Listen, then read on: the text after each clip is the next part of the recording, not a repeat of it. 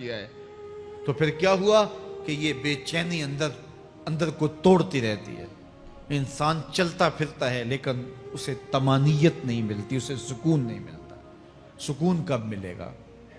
سکون تب ملتا ہے جب کسی سے زیادتی کی ہو تو اس سے جا کے معافی مانگ لی جائے، اور اس لجاجت کے ساتھ معافی مانگی جائے کہ وہ مجبور ہو جائے معاف کرنے پہ، تو پھر اندر طمانیت اتر جاتی ہے. اگر رب کی نافرمانیاں کی ہیں تو لیلۃ القدر کے دامن میں اس سے معافی مانگ لو، اتنی لجاجت سے معافی مانگو، اس قدر رو کے معافی مانگو، ترلے منت پہ اتر آؤ، ہاتھ جوڑو، آنسو بہاؤ، چیخو، چلاؤ، رو، اس کی دہلیز سے لپٹ جاؤ، اس سے اپنے گناہوں کی معذرت کرو. جب مالک نے معاف کر دیا اندر کی ساری بے چینیاں مٹ جائیں گی، دل کو قرار مل جائے گا، دل کو تسکین نصیب ہوگی. تسکین اس کی دہلیز سے تمہیں ملے گی، یہ اندر سے پھوٹتی ہے، باہر سے نہیں آتی ہے. تسکین کے قافلے اندر ہی اترتے ہیں، اندر سے اس کے سوتے پھوٹتے ہیں، اس کے چشمے پھوٹتے ہیں. ہم باہر سے ڈھونڈتے ہیں، باہر سے تسکین نہیں ملتی، یہ اندر سے آئے گی. اس لیے اس دل کے اوپر لگے ہوئے میل کچیل کو، غلاظت کو دور کر لو اور کھرچ دو دل کے اوپر پڑے ہوئے جتنے بھی زنگ ہیں. تو پھر نتیجہ کیا ہوگا؟ دل ستھرا ہوگا، مصفہ ہوگا، مزکہ ہوگا، تو پھر دل پر نور ہوگا، تو پھر آپ کو زندگی گزارنے کا لطف اور سرور اور مزہ آنے لگ جائے گا. تو انسان جب دلیلیں تراشتا ہے اس سے بعض اوقات اپنے آپ کو بھی مطمئن کرنے کی کوشش کرتا ہے، اوروں کو بھی مطمئن کر لیتا ہے، لیکن حقیقت میں اطمینان نہیں ہوتا، وہ بے چینی ہوتی ہے.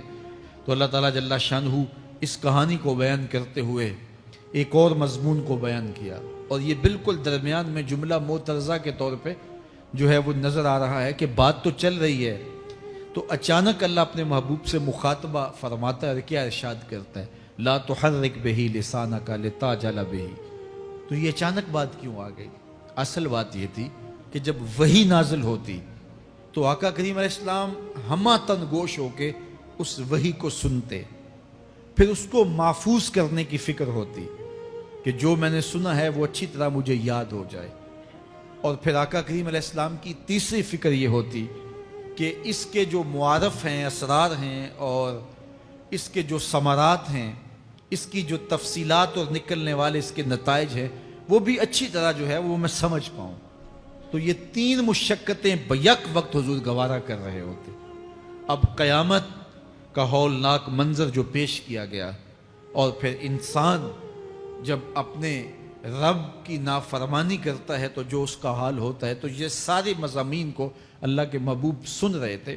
حضور کے قلب اطہر پر گرانی آئی، اور میرے رب کو کیسے گوارا تھا.